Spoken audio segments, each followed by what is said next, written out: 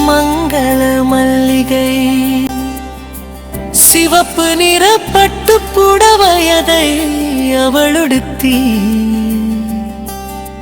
நெற்றியதில் அரக்கு நிற குங்குமமிட்டு அன்று மலர்ந்த முல்லை பூவதனை பாவையவள் சூடி மங்களமாய் மங்கையவள் ஆலயத்தினுள் நடந்து வர அம்மனுக்கு காட்டப்பட்ட ஆரத்தியில் மின்னியதவள் முகம்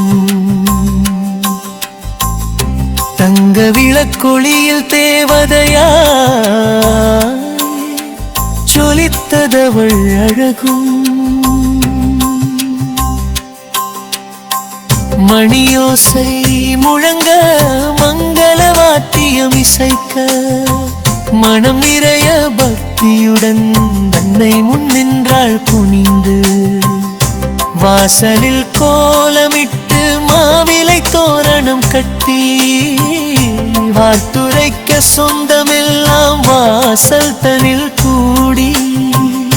அச்சதை போவி அம்மா பாசி தர பட்டுச் சேலை சரசரக்க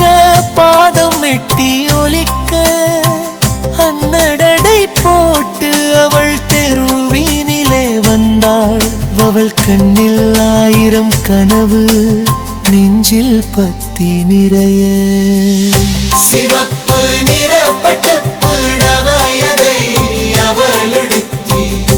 நெற்றியதில் அரக்கு எல்வை குங்குமமிட்டு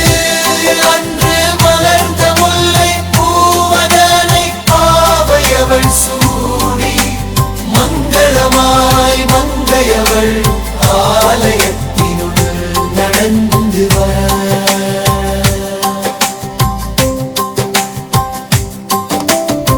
ராஜகோபுரம் கண்டு கைகள் இரண்டும் கூப்பி தீபம் ஏற்றும் பக்தர் கூட்டம் தன்னை கடந்து கொடிமரம் தாண்டி பலிப்பீடம் வணங்கி திருக்குளத்தில் நீர் தெளித்து தூயவளாய் உள்ளே சந்தனமும் பன்னீரும் மணக்கும் காற்று வீச அர்ச்சகர் வேதம் மோத அரங்கம் அதிர நுழைந்தார் அம்மனுக்கு காட்டப்பட்ட ஆரத்தியில் மின்னியதவள் முகம் தங்க விளக்கொளியில் தேவதையாய்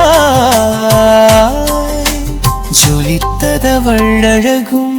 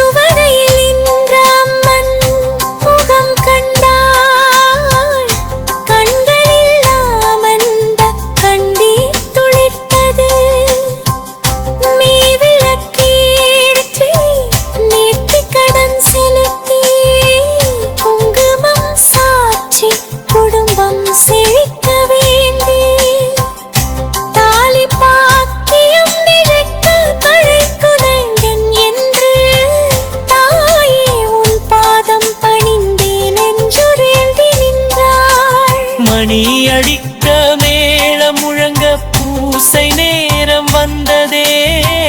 கற்பூர ஆரத்தி சுடர் எடுத்தார் ஐயரும் அம்மன் முகத்தில் சுடர் பட்டு ஒளி வீச அந்த ஒளியில் அவள் முகமும் சேர்ந்து மின்னியதே சிவந்த பட்டும் சிவந்த குங்குமமும் சிவந்த சுடரும் சேர்ந்து ஒரு சோதியானார் அம்மனும் அவரும் ஒன்றாய் தோன்றிய காட்சி அடடா என்ற அழகு அதை சொல்ல வார்த்தை ஏது சிவப்பு நிற பட்டுப்புடவையதை அவள் எடுத்தி நெற்றியதில் அரக்கு நிற குங்குமமிட்டு அன்று மலர்ந்த முல்லை பூவதனை பாவையவள் சூடி மங்களமாய் மங்கையவள் ஆலயத்தினுள் நடந்து வர பிரசாதம் பெற்று பெரியோர் ஆசி பெற்று மஞ்சள் கயிறு கட்டி மங்களம் பொங்க வந்தாள். வாழையடி வாழையாய் ஆண்டிட வேண்டுமென்று ஊராரெல்லாம் வாழ்த்துரைக்க உள்ளம் குளிர்ந்தாள். முல்லைப்பூ வாசம் போல அவள் புகழ் வீசும்